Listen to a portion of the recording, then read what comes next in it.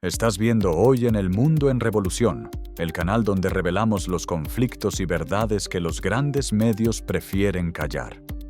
Suscríbete ahora para no perderte nada. Hola, yo soy Alejandro Reyes. Bienvenidos a Hoy en el Mundo en Revolución. Iniciamos este especial informativo con una tragedia dolorosa. 3 soldados de las Fuerzas de Defensa de Israel, FDI, han fallecido en el norte de la Franja de Gaza, en una jornada marcada por una escalada excepcional de tensión bélica.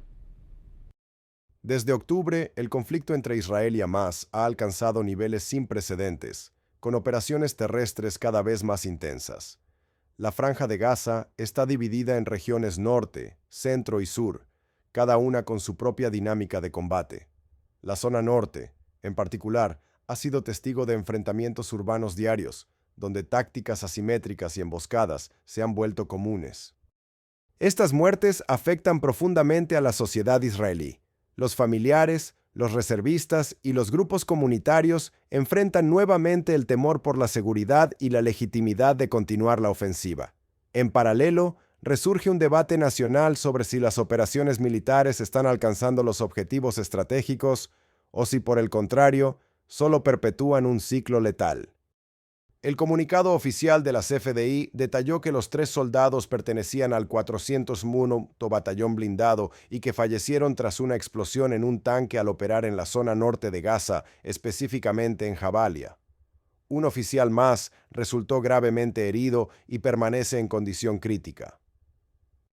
Jabalia es uno de los campos de refugiados más densamente poblados de Gaza, con una historia que se remonta a la guerra árabe-israelí de 1948.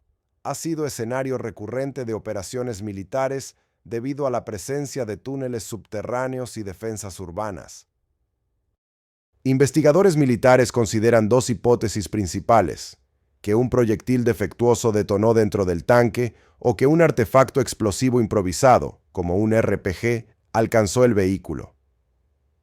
Esta incertidumbre refleja tanto los riesgos operacionales como la evolución de las tácticas de resistencia por parte de Hamás. En 2012, durante la Operación Pilar Defensivo, tanques israelíes sufrieron emboscadas similares. Entonces, se revisaron protocolos y se aumentó la protección de blindados, pero las condiciones urbanas extremas dificultan su aplicación efectiva. El gobierno israelí expresó su pesar y reiteró su determinación en la ofensiva, a pesar de que el número de militares caídos asciende ya a 454 desde el inicio de la campaña terrestre en Gaza. Continuamos con un panorama sombrío. Imágenes impactantes que circulan en redes sociales muestran a personas en el suelo, alcanzadas por fuego prolongado, supuestamente cerca de un centro de distribución humanitaria en Rafah. La Franja de Gaza ha experimentado escasez crítica de alimentos, agua y atención médica. Numerosos centros de distribución, muchos gestionados por organizaciones internacionales, han sido el epicentro de grandes multitudes desesperadas por recibir ayuda. La presión emocional y la violencia en estos espacios han sido tema de la atención de la ONU y grupos de derechos humanos. Estas imágenes han provocado reacciones duras a nivel global. Naciones Unidas, la Unión Europea y organizaciones humanitarias han solicitado acceso seguro y transparente a los puntos de distribución, advirtiendo que la población civil corre riesgo de ser objeto de fuego cruzado. Desde las FDI, se asegura que no hubo bajas causadas por disparos de sus tropas en ese centro. Sin embargo, organizaciones como el Cairo Humanitarian Foundation, CHF, respaldada por Estados Unidos e Israel, han sido criticadas por supuestas deficiencias logísticas. Se reportan muertes y lesiones entre personas que esperaban ayuda, lo que genera debate sobre si se trata de falta de organización, fricción operativa o un esquema de violencia sistémica. En otro frente de la operación militar, las fuerzas israelíes informaron la eliminación de Muhammad al-Qanita, miembro de la inteligencia de Hamás responsable de la toma de rehenes, entre ellos la canadiense Emily de Amari. Qanita había participado directamente en la infiltración del grupo terrorista en territorio israelí el 7 de octubre. Desde ese entonces, mantuvo comunicaciones activas con los rehenes y sus captores. El ataque dirigido que acabó con su vida ocurrió a mediados de junio, en las afueras de Ciudad de Gaza. Entonces, La corporación viene recibiendo elogios médicos del entorno de Deamari, quien a través de Instagram expresó gratitud por el operativo y abogó por la rendición de cuentas de todos los involucrados. Este anuncio coincide con un video en inglés del primer ministro Netanyahu, difundido por primera vez desde el ataque del 7 de octubre, donde responsabiliza no a los líderes políticos, sino a los jefes de inteligencia y seguridad por su falla preventiva. En dicho video, Netanyahu desglosa sus argumentos. Sostiene que durante las reformas judiciales se advirtió que el país seguía preparado frente a riesgos externos y que los responsables del fallo no son los políticos, sino los servicios de inteligencia. Netanyahu rememora que los jefes de seguridad, como Ronen Bar, Shin Bet y Herzl Levy, ex jefe de Estado Mayor, afirmaban que jamás estaba disuadido, sin intención de ataque masivo. Según él, esa posición minimizó la amenaza y retrasó acciones defensivas. Medios israelíes y partido de oposición replicaron: ¿cómo es posible que los jefes de seguridad transmitieran seguridad absoluta? Mientras tanto, la opinión pública reclama comisiones de investigación que esclarezcan las responsabilidades. Mientras tanto, en Doha continúan las negociaciones entre Israel y Hamás con miras a un alto al fuego de 60 días. Las principales exigencias giran en torno a la retirada de las tropas israelíes y la creación de mecanismos eficaces para la distribución de ayuda humanitaria en Gaza. Desde el inicio del conflicto, Qatar ha servido como mediador clave, respaldado por Estados Unidos y Egipto. Las autoridades israelíes presentaron ya 3 mapas actualizados, mostrando una aparente disposición a retroceder posiciones militares, incluyendo zonas como los barrios de Mirash, Rafah y Filadelfia. Israel sostiene que su flexibilidad demuestra buena fe, pero jamás exige no solo el cese inmediato de hostilidades, sino también un despliegue permanente y efectivo del ejército israelí fuera de Gaza. La postura de Hamás también busca asegurar la participación de terceros, como la Autoridad Palestina, Emiratos y Egipto, en la supervisión del acuerdo. La prolongada expectativa por un alto al fuego agrava la situación humanitaria. Miles de civiles siguen sin acceso fiable a agua potable, alimentos y medicinas. Cualquier acuerdo dependerá del establecimiento de corredores seguros para la entrada de ayuda, así como de garantías de buen funcionamiento a largo plazo. En paralelo, las familias de los rehenes mantienen una presión creciente contra el gobierno israelí, reclamando avances concretos en las negociaciones. El padre de Hersh Goldberg, ciudadano estadounidense, reprochó al primer ministro por atribuirse el mérito del regreso del cuerpo de su hijo tras su ejecución en Gaza en agosto pasado.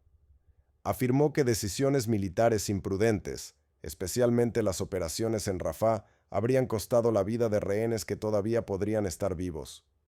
Desde el interior de Israel, sectores moderados y liberales piden una reevaluación urgente de la estrategia militar.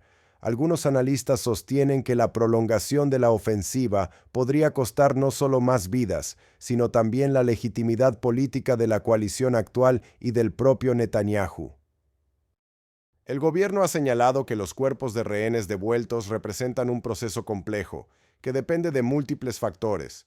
No obstante, la narrativa de progreso militar choca con la percepción de fracaso en liberar vivos a los cautivos. La situación de los rehenes israelíes en Gaza sigue siendo una de las mayores heridas abiertas del conflicto.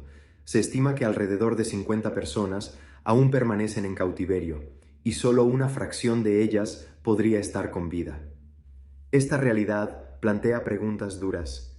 ¿Qué tan lejos está dispuesto a llegar el gobierno israelí para recuperarlos? ¿Y qué precio está dispuesto a pagar?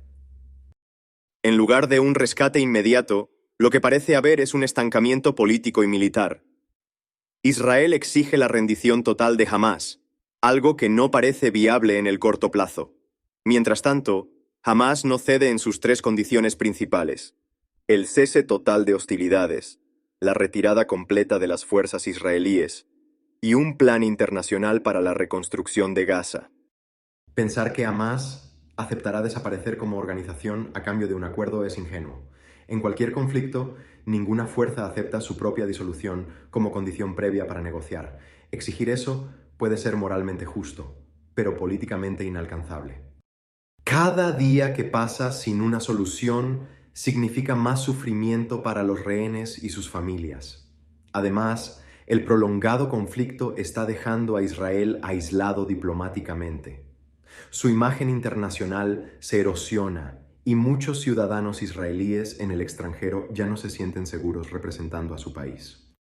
El dilema es claro: continuar con una guerra costosa en vidas, economía y reputación internacional, o aceptar un acuerdo incómodo que permita una salida parcial, aunque no perfecta. No hay soluciones ideales, solo caminos menos destructivos. A veces, la victoria real no está en destruir al enemigo, sino en proteger a los tuyos antes de que sea demasiado tarde. Ahora cambiamos el foco hacia la intervención israelí en Siria, donde se registran violentos enfrentamientos sectarios y una ofensiva militar que amenaza la estabilidad regional. La comunidad drusa y las tribus beduinas del sur de Siria se han enfrentado en combates que han dejado más de 30 muertos desde el domingo. Las FDI respondieron con ataques contra tanques del régimen sirio en la región de Suwaida, al sur de Damasco. El ejército advirtió que no tolerará el establecimiento de fuerzas hostiles cerca de su frontera. El ministro de Defensa Katz describió el operativo como una advertencia clara al régimen sirio. En paralelo, en Bruselas, el ministro israelí de Relaciones Exteriores coincidió inusitadamente con su homólogo sirio en un foro de la UE, lo que sugiere un posible inicio de canales diplomáticos discretos entre Israel y Siria. Este acercamiento encierra una paradoja. Mientras se mantiene el fuego cruzado militar, también se abre debate sobre acuerdos de seguridad o incluso un acuerdo indirecto de estabilidad entre ambos países, que hasta ahora han operado en el antagonismo. En la esfera diplomática internacional, 3 investigadores de la Comisión de Investigación de la ONU sobre territorios palestinos han renunciado en los últimos días. Navi Pale, jurista sudafricana y expresidenta de la comisión, dimitió el 8 de julio por razones de edad y salud. Al día siguiente, se sumaron Chris Sedot y Milun Qatari, citando fines naturales de mandato y motivos personales. Con estas renuncias, la comisión queda temporalmente acéfala, y el presidente del Consejo de Derechos Humanos llamó a presentar candidatos antes de fin de agosto para recomponerla. Israel, Estados Unidos y organizaciones judías habían criticado a la comisión por sesgo antisionista. Qatari fue acusado en 2022 de propagar teorías polémicas, como que el lobby judío controla redes sociales. Aunque el trabajo continúa, la credibilidad de la investigación ha sido socavada. Se anticipa una reestructuración con miras a mayor neutralidad, pero muchos cuestionan si será suficiente para suavizar tensiones diplomáticas. En un contexto complejo por la guerra, emergen también grietas internas en la coalición de Benjamin Netanyahu, impulsadas por la presión de partidos ultraortodoxos en torno al servicio militar. 2 partidos ultraortodoxos, Teal Torah y United Torah Judaism, dejaron la coalición del Likud por la negativa del gobierno a modificar la ley de servicio militar, que afecta a sus comunidades. Con su salida, la coalición ya no posee mayoría garantida. Estos partidos amenazan con activar una moción de no confianza e incluso habilitar la disolución del Parlamento. El tema del servicio militar de los Haredim divide a la sociedad israelí.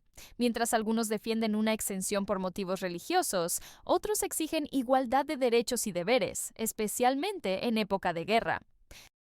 El primer ministro podría convocar nuevas elecciones o intentar formar una coalición alternativa.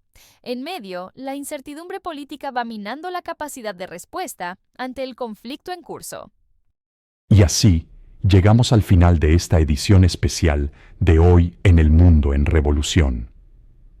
Hemos recorrido los últimos desarrollos del conflicto en Gaza, las tensiones con Irán y las crecientes divisiones en la sociedad israelí y palestina. Una realidad compleja, llena de matices, que cambia minuto a minuto. Aquí, nuestro compromiso es mantenerte informado con análisis claros, directos y en tu idioma. Si este contenido te ayudó a comprender mejor lo que está ocurriendo en Medio Oriente, no olvides apoyarnos con un me gusta, dejar tu opinión en los comentarios y sobre todo, suscribirte al canal. Tu suscripción nos permite seguir creando más reportes independientes, sin filtros, y llegar a más personas como tú que buscan información confiable. Activa la campanita de notificaciones para no perderte ninguno de nuestros próximos videos. Y si conoces a alguien que debería ver este reportaje, comparte el video ahora mismo. Gracias por acompañarnos. Soy Alejandro Reyes y esto fue Hoy en el Mundo en Revolución. Hasta la próxima emisión. ¿Te gustó el video? Suscríbete aquí y activa la campanita para no perderte ningún informe. Subimos contenido nuevo cada semana. Gracias por tu apoyo.